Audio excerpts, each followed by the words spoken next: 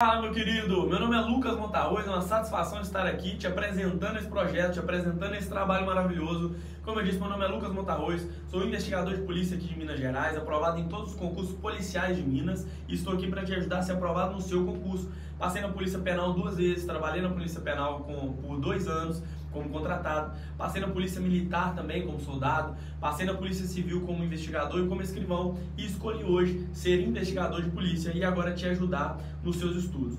Nós vamos estudar, eu vou te ensinar agora, vou te mostrar o que nós vamos estudar aqui no nosso material. Nós vamos estudar basicamente hoje o direito penal. Iniciamos o direito penal hoje. Eu vou mostrar para vocês quais tópicos nós vamos bater. Pessoal, nós vamos fazer aqui uma trajetória completa de tudo que você precisa saber sobre direito penal para o seu concurso. Essas aulas ficarão gratuitas aqui, mas se você quiser algo a mais, eu sou o criador e professor do Jornada Concurso.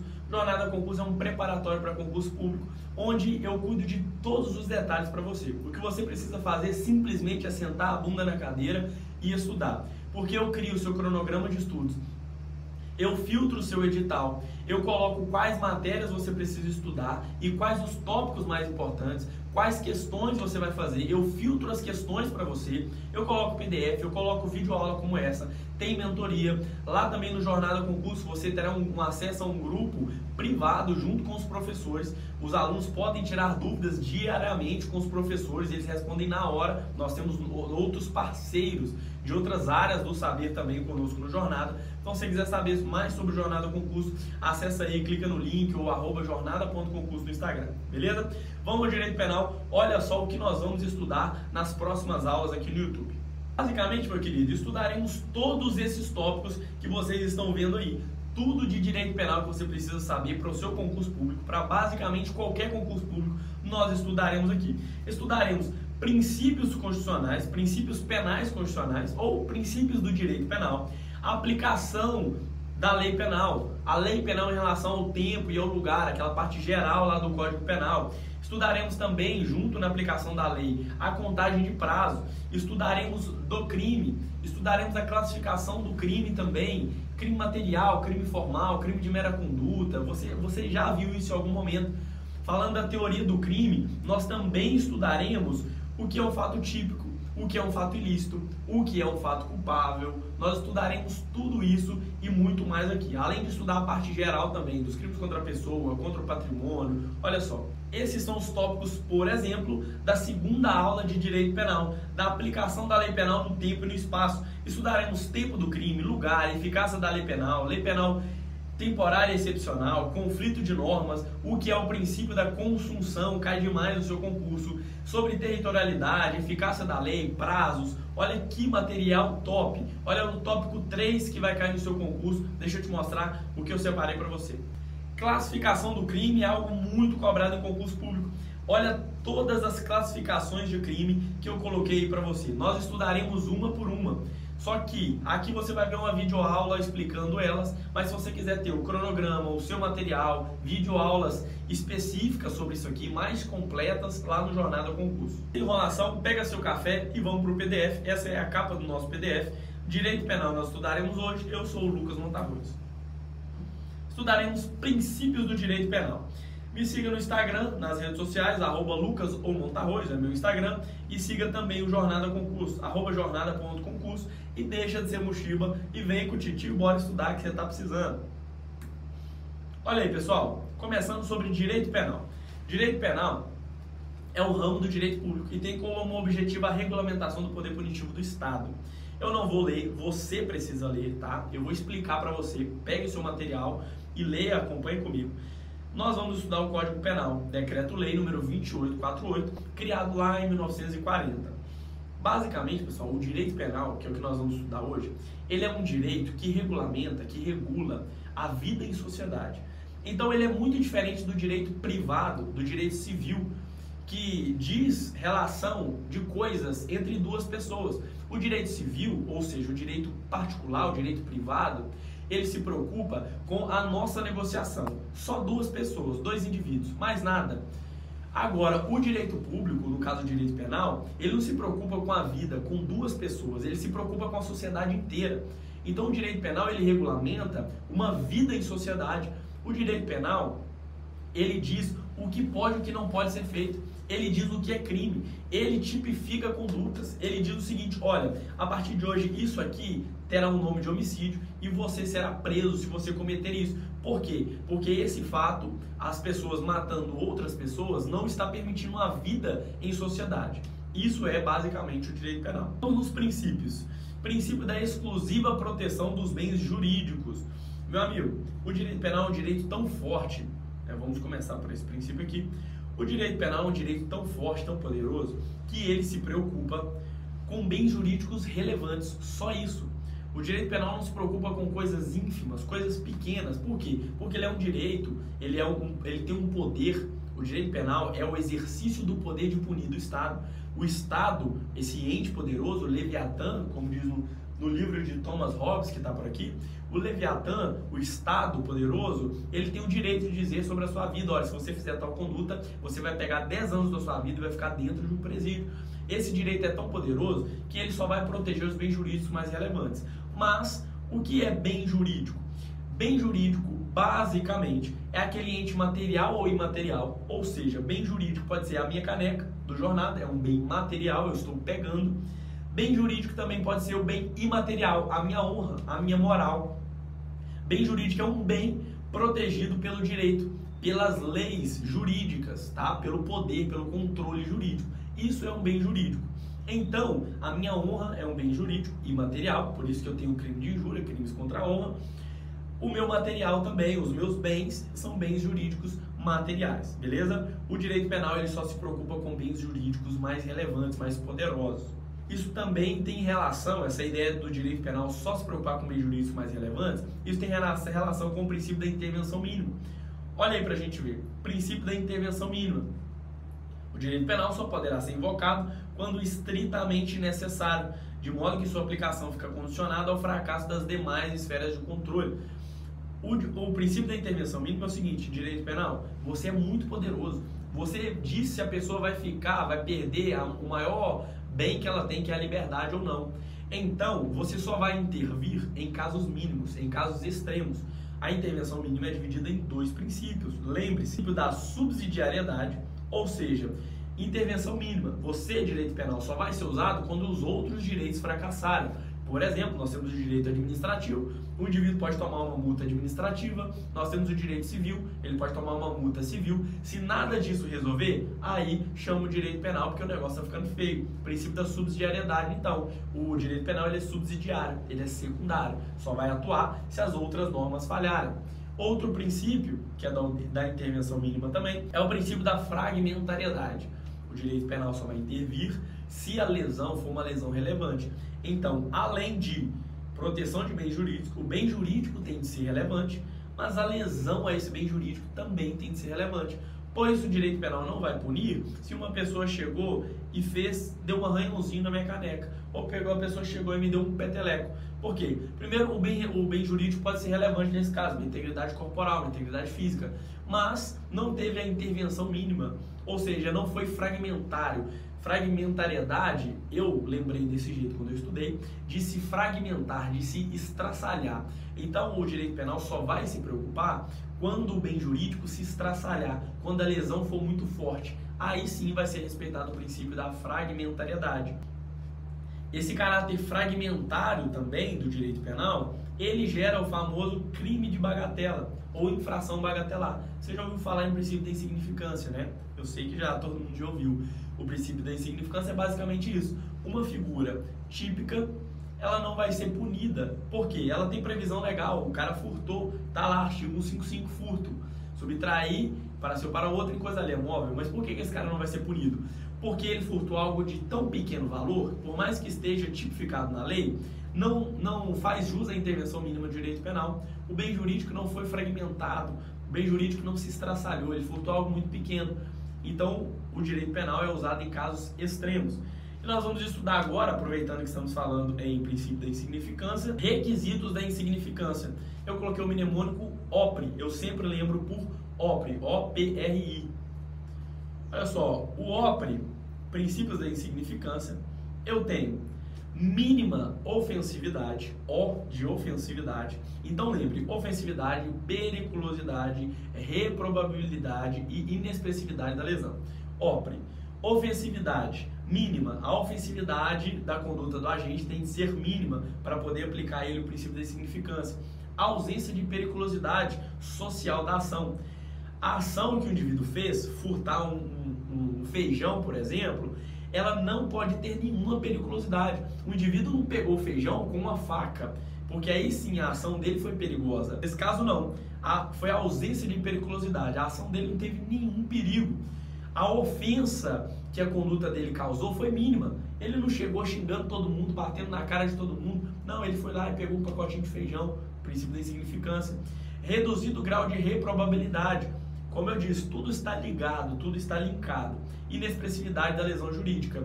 Esses são os 4 requisitos que está aí no seu material, bacana.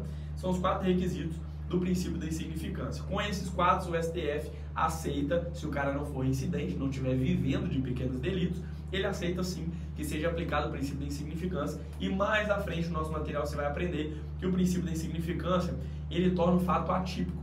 Ele exclui a tipicidade material do fato. Por quê? O negócio que o cara furtou, por exemplo, foi tão pequeno que não teve uma violação do direito, que não ativou o princípio da intervenção mínima, por exemplo. A bagatela imprópria, lembre que o princípio da insignificância é chamado infração bagatelar, crime de bagatela. Bagatela imprópria é como se fosse uma insignificância, só que ela tem um detalhe diferente. Aqui na bagatela imprópria, não é, perdoa o cara porque ele furtou algo muito leve, poxa, ele furtou um feijãozinho e deixa pra lá. Não é assim. Aqui é o seguinte, independentemente do valor do bem jurídico, aqui é deixe pra lá porque o cara já aprendeu, ele sofreu com o erro dele.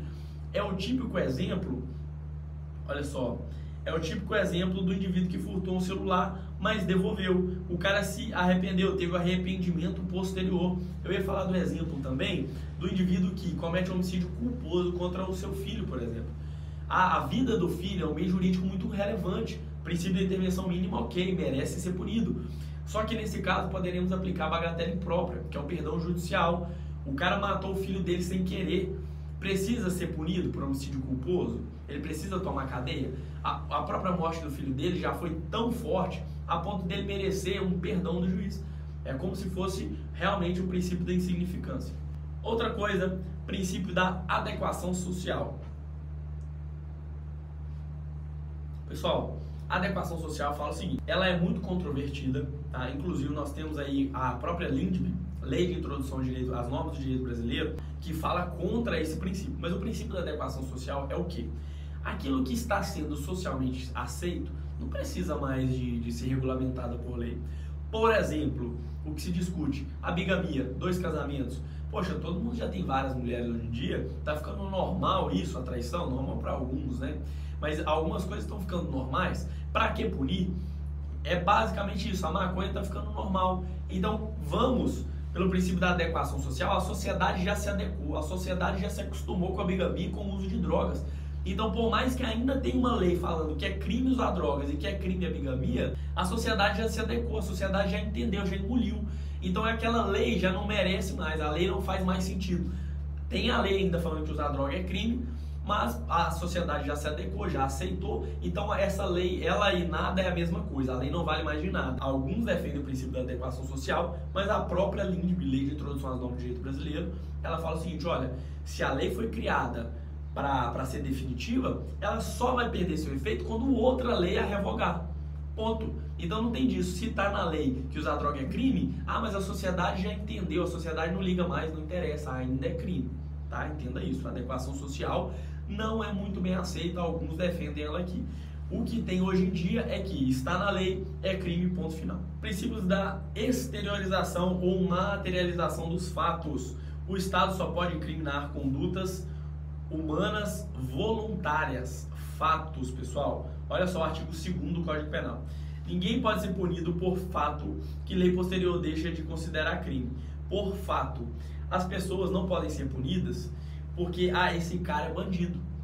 Esse cara é bandido, ele não cometeu nada, não. Mas ele tem 5 passagens por roubo E ele estava pensando, eu ouvi ele comentando com outra pessoa que ele ia roubar um banco amanhã. Eu não peguei nada com ele não roubou o banco, mas ele vai ser preso por causa das passagens que ele tem anteriormente. Não podemos. O direito penal ele só atua quando ocorre a materialização do fato. O fato tem que acontecer. O direito penal é o direito dos fatos. Ah, mas o cara é bandidão, ele tem 1000 passagens pela polícia, não interessa. Nós só podemos puni-lo se a vontade dele for exteriorizada. Nós veremos aí também no iter criminis, que são as fases do crime, isso é em outra matéria, em outra aula. Nas fases do crime, nós temos a fase da cogitação, que não é uma fase punida. Quando o indivíduo vai cometer o crime, ele não tem que pensar no crime. Poxa, eu vou roubar um banco, eu vou fazer assim, assim, assim. Essa parte não é punida. Por quê? Porque ele não materializou nenhum fato ainda. Então, materialização do fato. O direito penal só se preocupa com fatos, ele só pune aquilo que realmente aconteceu. Outro princípio, o princípio da legalidade. Meu amigo, esse princípio é de suma importância para você. É um dos princípios mais importantes do direito penal, alta incidência. O princípio da legalidade, ele está previsto na norma constitucional, na norma infraconstitucional, ou seja, na Constituição, em outras leis e ainda em normas internacionais, tá? Direito internacional ainda fala dele. Na Constituição ele está previsto aqui, você pode ler, ninguém se é obrigado a fazer ou deixar de fazer, e não há crime sem lei anterior que o defina. Constituição, artigo 5º, ele está previsto, mas ele também está previsto no Código Penal, o artigo 1º do Código Penal, beleza? Ele é muito importante, o princípio da legalidade. Além disso, ele está previsto também no Estatuto de Roma, na CADE e no Convênio para a Proteção dos Direitos Humanos e Liberdades Fundamentais. Ele está previsto em no mínimo, 3 institutos internacionais. O princípio da legalidade, basicamente, é o que o Estado, anteriormente, há muitos anos atrás, o Estado era muito autoritário. O Estado resolvia, eu resolvi que agora eu não aceito mais isso aqui, eu não aceito mais xingamento. Então, a pessoa que xingou semana passada, traz ela que ela vai ser presa. Não tinha lei, não tinha nada, o rei, o imperador decidia e estava válido.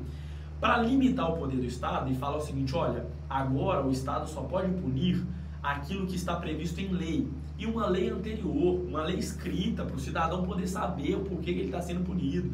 Basicamente é isso, para limitar, cercear o poder do Estado, o Estado autoritário, criaram-se o princípio da legalidade.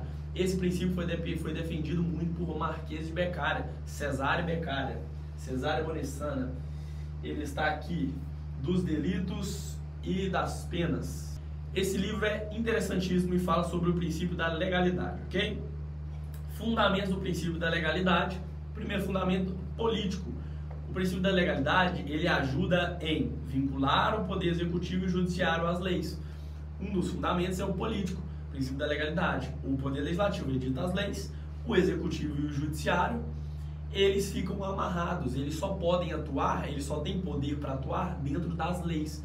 Então esse é o fundamento, é o viés político do princípio da legalidade. Senão o juiz poderia te condenar ao que ele quisesse, mas não, ele está limitado também à lei. Fundamento democrático, democracia é o poder do povo, né? O povo é representado pelo poder legislativo. Então o fundamento democrático significa o seguinte, o próprio povo escolhe quais são as leis. Entre seus representantes eleitos, o povo decide o seguinte, olha, a partir de hoje eu quero que o uso de maconha seja crime. A sociedade não aguenta. O representante vai lá e fala, é lei. O Poder Judiciário e o Executivo, eles só vão atuar dentro do que o Legislativo fez, ou seja, dentro da vontade da sociedade. Esse é o fundamento democrático. E o fundamento jurídico. Uma lei clara e prévia, objetiva, ela produz um importante efeito intimidativo. O princípio da legalidade veio também para isso, para ter um papel escrito, objetivo, simples, falando o seguinte, olha, matar alguém, crime, 6 a 12, 6 a 20 anos, se não me engano. Então matar alguém é crime, não mate ninguém, eu estou te intimidando. Esse é o fundamento jurídico da legalidade também. Então é bom ter legalidade, é bom ter uma lei anterior que defina o que pode e o que não pode fazer. Por quê?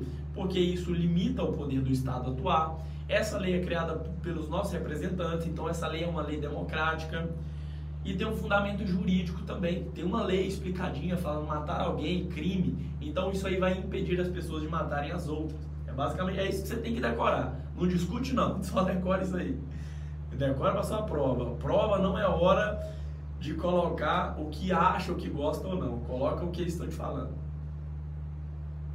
Ó, temos disponíveis, tá? A venda da nossa caneca, nossa blusa, temos boné, várias coisas do Jornada Concurso para vocês. Pessoal, subprincípios da legalidade. O princípio da legalidade, esse que nós acabamos de ler, basicamente é: não há crime sem lei anterior que defina, nem há pena sem uma prévia combinação legal. Então ninguém pode ser punido por um crime que uma lei posterior criou. Ou seja, hoje eu dei um tapa na mesa, amanhã fala assim, dar tapa na mesa é crime. Eu não vou ser preso, eu dei em um dia anterior. Então primeiro tem que ter uma lei anterior que o defina. Os subprincípios da legalidade é dividido em subprincípios. Reserva legal. A regra é que, em questão de matéria penal, devem ser previstas por lei em sentido estrito. Princípio da legalidade é dividido em reserva legal. Quem diz em relação a esse princípio da legalidade é um princípio do direito penal. Ou seja, o direito penal, ele tem o princípio da legalidade, que por sua vez significa o quê? Uma das coisas que significa o princípio da legalidade é reserva legal. Quem dita o que é crime ou não é a reserva legal, é a lei. Não pode um decreto do presidente falar que isso é crime, ou um pronunciamento. Não. Algo que defina o que é ou não crime deve ser feito por lei. Uma lei poderosa, uma lei ordinária, por exemplo, ou excepcionalmente uma lei complementar. Isso você estuda lá em direito constitucional. Outro princípio que o da legalidade é dividido é o princípio da anterioridade da lei. Como eu disse, não há crime sem lei anterior que o defina. Se eu bato na mesa hoje e amanhã eles criam a lei, não interessa, eu não estou punido. Anterioridade da lei. A lei tem que ser anterior ao meu ato. Então, criaram uma lei agora. É proibido xingar as pessoas. Criaram agora. Daqui um minuto, se eu xingo as pessoas, eu posso ser preso. Porque tem uma lei anterior ao meu fato. Beleza? Necessidade de lei escrita, estrita e certa, objetiva. Escrita, ou seja, olha aí o que nós estudamos dos costumes, adequação social. O próprio princípio da legalidade fala o seguinte: reserva legal tem que ser lei, lei em sentido estrito, lei ordinária. O que é lei escrita? É uma lei escrita mesmo, é um papel, é isso aqui, ó, é o vadimeco, é a lei na íntegra, expressa, falando, matar alguém é crime. O costume não cria lei, o costume não cria penas, nem crimes. Por isso que a adequação social é tão debatida. Porque para eu ter algo crime ou não, para eu falar também que algo não é mais crime, eu preciso de uma lei escrita pelo princípio da legalidade. Além de escrita, a lei tem que ser estrita. Ou seja, ela tem que ser bem fechadinha, sem deixar muitas margens para interpretação duvidosa. Então ela tem que ser estrita, estreita. Além disso, certa, ou seja, clara, taxativa, objetiva, matar alguém, ponto. Não é, se o indivíduo, quando ele for matar alguém, na situação tal, que dá muita brecha também para interpretação. Não, legalidade é estrita, é matar alguém, ponto, pena tal. Beleza? Escrita, estrita e certa. Além disso, a lei deve ser necessária. A necessidade da lei, só pode ser criada uma lei penal se ela for necessária. Por quê? Princípio da intervenção mínima. O direito penal ele só vai intervir no caso das outras normas falharem, princípio da subsidiariedade e fragmentariedade, quando aquele bem jurídico protegido se fragmentou, se quebrou muito, foi muito lesionado. Então a lei criminal, a lei penal, ela deve ser necessária. Então necessária, necessidade, é um subprincípio da legalidade, tá? A legalidade, o princípio da legalidade, ele é dividido em todos esses aqui que você está vendo, beleza? Não se esqueça disso então, hein, meu querido? Olha que nós vamos acabar ainda, hein? Deixa eu ver, o microfone está ok. Bora lá, pega mais café e vamos embora. Isso aqui, meu amigo, é uma aula de ouro, vai por mim. A gente não sabe como estudar, nem onde procurar o material. Às vezes a gente estuda picado, isso é um dos maiores problemas que nós temos. A gente começa a estudar um tópico, aí não sabe qual que é o próximo e vai lá para um outro, nada a ver. Comigo não, o seu cronograma está montado, você vai estudar um por um, na sequência cronológica que você precisa do seu concurso. Princípio da ofensividade ou lesividade. Exige que o fato ocorrido, que o fato praticado ocorra lesão ou perigo de lesão. Basicamente é o seguinte: bem jurídico tutelado é o bem material e imaterial protegido pela lei. É minha vida, é um bem jurídico, é um bem protegido pela lei, meu material, meu patrimônio. Isso aqui é um bem protegido pela lei, meu direito à imagem, minha moral, honra e tudo mais. O direito penal só se preocupa, de acordo com o princípio da ofensividade ou lesividade. Eu estou fingindo que tem alguma coisa aqui, mas eu sei que não tem nada, só uma parede. O princípio da lesividade ou ofensividade diz o seguinte: o direito penal só vai se preocupar quando o bem jurídico ele for lesado, machucado de fato, ou quando ele correr um risco, um perigo de ser lesionado. O direito penal só vai se preocupar, exemplo, quando a minha caneca for furtada, foi lesada, perdi, ou quando ela estiver sofrendo um grande risco de ser lesada. Acompanhe comigo. Isso nós dividimos, você vai estudar isso mais detalhadamente no futuro, no nosso material. Isso se divide em crime de dano e crime de perigo. O crime de dano, pelo princípio da ofensividade, o direito penal só se preocupa quando o bem jurídico for realmente machucado, lesado, sofreu um dano ou ocorreu um perigo de dano. O crime de dano são aqueles crimes em que o bem jurídico é de fato lesado, acontece o problema, o bem jurídico sofre, por exemplo, a efetiva lesão, o crime de dano, o homicídio, o cara morreu, aconteceu o dano, furto, pegaram minha caneca, aconteceu o dano, isso é um crime de dano. Realmente, para configurar o crime, tem de haver uma lesão ao bem jurídico. O crime de perigo não.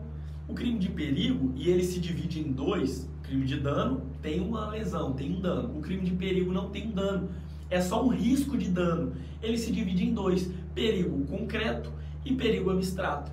O crime de perigo não exige dano. Se tiver um risco de acontecer o dano, já se consuma, mas tem que ter um perigo. Olha só, crime de perigo, o perigo concreto. Como nós estamos falando de um crime de perigo, não precisa de ter um dano do bem jurídico ser lesionado, ser lesado por crime configurado. Ocorrendo um risco de o bem ser lesionado, já basta para o crime configurado. Porém, no crime de perigo concreto, o risco da lesão, o perigo da lesão, ele tem de ser concreto, ele tem de ser comprovado. Não é falar, não, isso aí correu risco, tá? Quase que o cara, é aquele exemplo, é quase que o cara bate no meu carro. Não, comprova. Ocorreu um perigo concreto dele bater no seu carro? Esse carro não tem nada a ver, é só um exemplo, tá? Perigo concreto não há dano, não há lesão, mas há um perigo concreto que deve ser comprovado que o dano pode ocorrer a qualquer momento.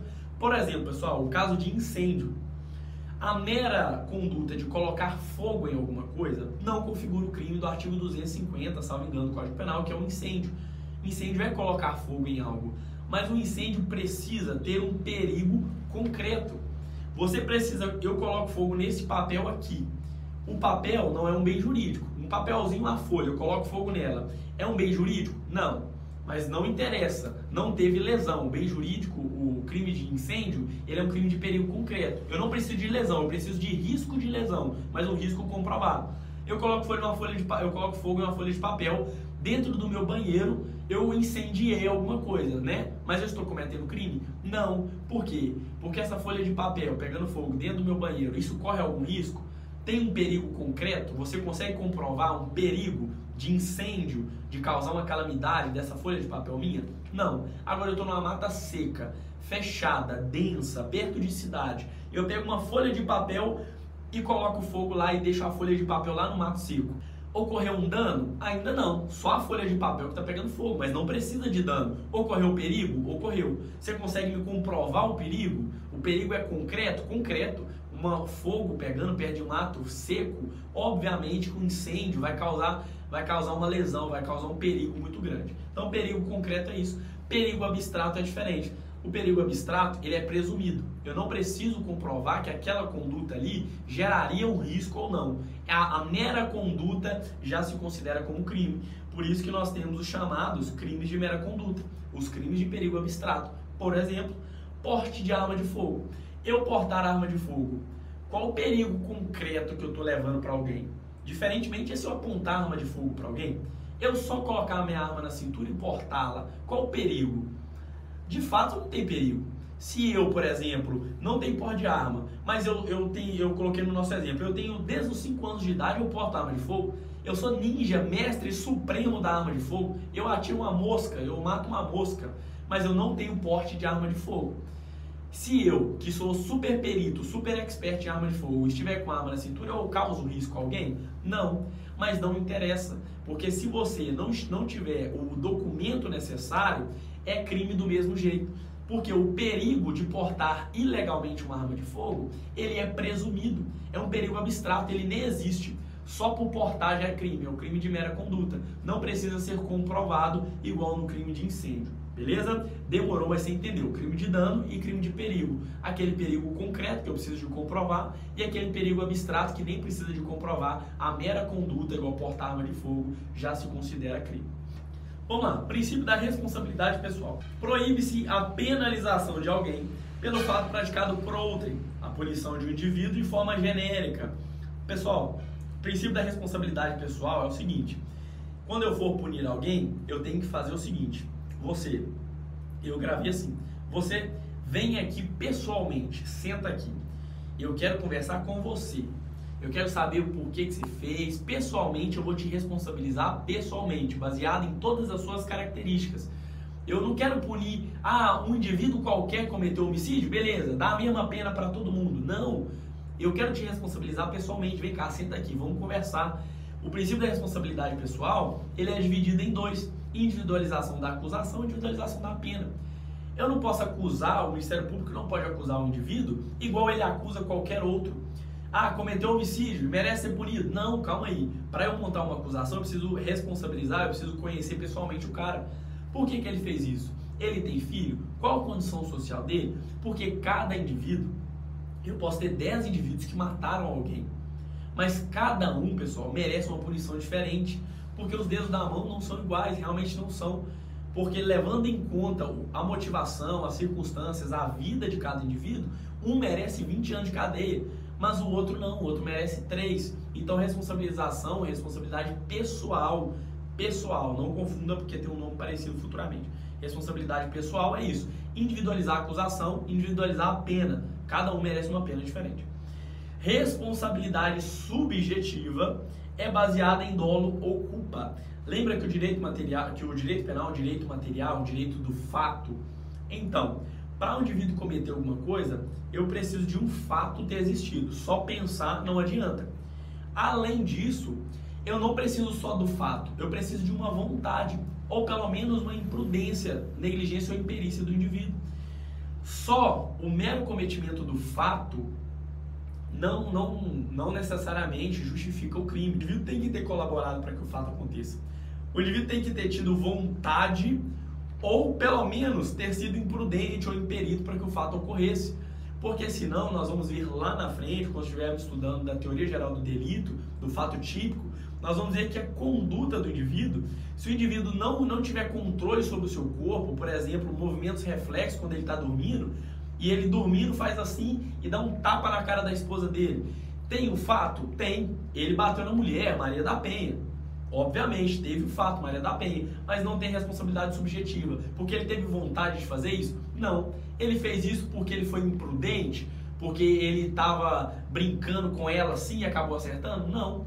Foi um movimento reflexo. Ele não teve conduta, ele não teve subjetividade. Nem culpa, nem dolo de fazer isso. Você vai estudar melhor isso aqui quando estivermos estudando da conduta, lá em Teoria Geral do Delito. Princípio da isonomia, usei muito esse princípio aí nas redações que eu fiz. Isonomia, princípio da igualdade material ou igualdade substancial. Tudo que falar com você em substancial, material, é aquilo forte. É aquilo que realmente está na prática, que você consegue observar no mundo real. O princípio da igualdade material, ou princípio da isonomia, é a igualdade não só no papel, é basicamente tratar os diferentes, os desiguais, de forma desigual, no limite da desigualdade, até que eles alcancem então a igualdade, a isonomia. Se eu tenho um cara que tem 3, o outro tem 2, se eu der um para cada um, vai continuar desigual, não vai? Então eu vou tratar esses desiguais de forma desigual. Eu vou dar 1 para esse e vou dar 2 para o outro. Então eu tratei os desiguais de forma desigual no limite das suas desigualdades. Eu não tratei muito desigual também, porque senão eu mantenho desigualdade agora do outro lado. Então eu tratei os desiguais de forma desigual, mas no limite da sua desigualdade, para que então eles consigam ficar iguais, substancialmente isonômicos, tal, perfeitinho. Explicação com essa você não vai ter mais não, meu filho. Princípio da culpabilidade, o indivíduo, para ele poder sofrer o peso da punição, ele precisa ser culpável. Nós vamos estudar isso direitinho quando estivermos estudando lá em fato típico. tá? Lá em, na verdade, teoria do crime, fato típico, ilícito e culpável, teoria tripartite do delito. Você vai entender direitinho, acompanha comigo, nós vamos seguir um cronograma, porque se você estudar o material lá da frente, você não vai entender o próximo tópico, tem que ser um por um. O princípio da presunção da inocência é um princípio extremamente forte, poderoso. É o seguinte, o indivíduo presume-se, até que prove o contrário, ele é inocente, é presumida a inocência. O melhor nome para alguns indivíduos, princípio da inocência é a mesma coisa que princípio da não culpabilidade, para outros é diferente, mas basicamente eu também considero como iguais. Princípio da inocência, não culpabilidade, é basicamente a mesma coisa. O indivíduo só vai ser tratado, só vai ser chamado de criminoso, punido como criminoso, quando provar de todos os modos que ele é realmente culpado. Beleza? O princípio, a chamada presunção de não culpabilidade, está previsto dessa forma na Constituição Federal. Já o princípio da inocência, é só o nome princípio da inocência foi dito na Convenção Americana de Direitos Humanos. E a nossa Constituição já citou essa mesma ideia, mas chamado princípio da não culpabilidade. Tá? Devido a isso, as prisões durante o processo devem ser excepcionais, o uso de algema no indivíduo deve ser excepcional, né? As prisões temporárias, o STF também, de acordo com o princípio da inocência, decidiu na ação declaratória de constitucionalidade, ADC 4344 e 54, que é constitucional a regra que prevê o esgotamento das possibilidades de recurso. Basicamente, esse resumão todo que você vai ler é o seguinte: o princípio da não culpabilidade da inocência fala o seguinte: até que se prove o contrário, você é inocente. Então você tem que ser algemado antes de ser condenado? Não, só a exceção da exceção. Por quê? Porque você pode ser realmente um cara inocente, trabalhador, e eu vou ficar te fazendo uma coisa vexatória, te algemando a qualquer momento, porque eu acho que você é culpado. Você merece ser preso enquanto o processo está rolando? Não. Prisões provisórias, prisões temporárias são exceções. O indivíduo só vai ser preso quando provar que ele é culpado. Enquanto o juiz, o último juiz, não bateu o martelo, ele não é culpado, então ele só vai ser preso excepcionalmente. Isso também tem a ver com essas ADCs do Supremo Tribunal Federal. O STF falou basicamente o quê? Isso é uma discussão. Mudou, desmudou, mudou de novo, foi uma bagunça. Basicamente, pessoal, antes o indivíduo, ele cometia o crime, ele era julgado e condenado pelo juiz da primeira instância. Primeira instância é o juiz que tem na cidade, é aquele juiz da sua cidade, de comarcas locais. O juiz da primeira instância condenou. Você tem o direito à instância recursal, a um grau de recurso. Então você, agora o seu advogado, ele vai apelar e vai falar assim: ó, não gostei da decisão que o juiz da cidade deu. Ele vai mandar lá para a capital do seu estado. Ele vai mandar para o chamado tribunal, onde não é um juiz que vai julgar, são vários juízes que compõem o tribunal. São os chamados desembargadores, juízes mais poderosos, com mais tempo na carreira, e não é uma pessoa. Aqui, o juiz iniciante da sua cidade, um só, que te condenou. Se você for condenado, você pode recorrer para esse juiz, que é o juiz lá da capital, mais antigo, são os desembargadores, e são vários juízes, é um conjunto, 7, 10 juízes que vão julgar o seu caso. Segunda instância que nós chamamos. Mas, antes, aconteceu o quê? Esse juiz condenou, o cara não era preso. Mas quando esse aqui, o tribunal, os desembargadores da capital condenavam, o cara já ia para a cadeia. Mas às vezes ainda tinha uma hipótese de uma terceira instância. Às vezes o recurso, são hipóteses excepcionais, mas às vezes é possível dessa instância fazer um recurso para o Supremo Tribunal Federal ou para o Superior Tribunal de Justiça. Então eu ainda tenho uma espécie de terceira instância. O indivíduo não é presumido inocente? Como que ele, depois da segunda instância, foi condenado pelo tribunal e já foi para a cadeia? Não, espera a última instância condená-lo também. Antes não, depois da segunda instância, ele já ia para a cadeia. Aí, se a terceira instância inocentasse, ele saía da cadeia. Hoje não. O STF decidiu nas ADCs que, após condenação em segunda instância pelo tribunal, não vai para a cadeia, só depois da última condenação. Isso der para, meu amigo, 10 anos mais ou menos, beleza? Quando acontece. Outro princípio, dignidade da pessoa humana. Dignidade da pessoa humana, salvo engano, artigo 1º, inciso 3 da sua Constituição Federal, é o princípio dos princípios. Dignidade da pessoa humana cai em muito concurso, perguntando qual que é o maior princípio que nós temos em toda a Constituição, em todo ordenamento jurídico, é a dignidade da pessoa humana. Qualquer outro princípio deve ser feito, interpretado, baseado na dignidade da pessoa humana. Ele é o princípio acima dos princípios. Ele é o super princípio. Ele basicamente veda pena, punição indigna, cruel, desumana, degradante. Ele veda qualquer coisa que fira a dignidade do ser humano. Princípio da individualização da pena, baseado no que nós já estudamos. O princípio da individualização da pena é um subprincípio da responsabilidade pessoal. Vem aqui que eu quero ver o seu caso concreto. O princípio da individualização da pena fala que o indivíduo, de acordo com o caso concreto, ele poderá sofrer uma dessas penas aqui. Gravem quais são as penas. Lembrando que essas penas aqui são 5, né? O Código Penal, ele traz 3, mas essas 5 estão distribuídas dentro dessas 3. Privação de liberdade, são várias restritivas de direito e multa. No Código Penal são essas 3, privação de liberdade, restritiva de direito e multa. E aqui eles dividiram em 5, mas enfim, no final são as mesmas penas. Princípio da proporcionalidade é um princípio constitucional implícito, é um princípio da proporcionalidade, ele é um princípio do direito penal, ele é um princípio também constitucional, mas ele não está previsto expressamente. Se você abrir o código aqui, ele não está escrito lá. Ele é um princípio que nós criamos, né, baseado na interpretação de vários outros princípios do direito penal e da Constituição.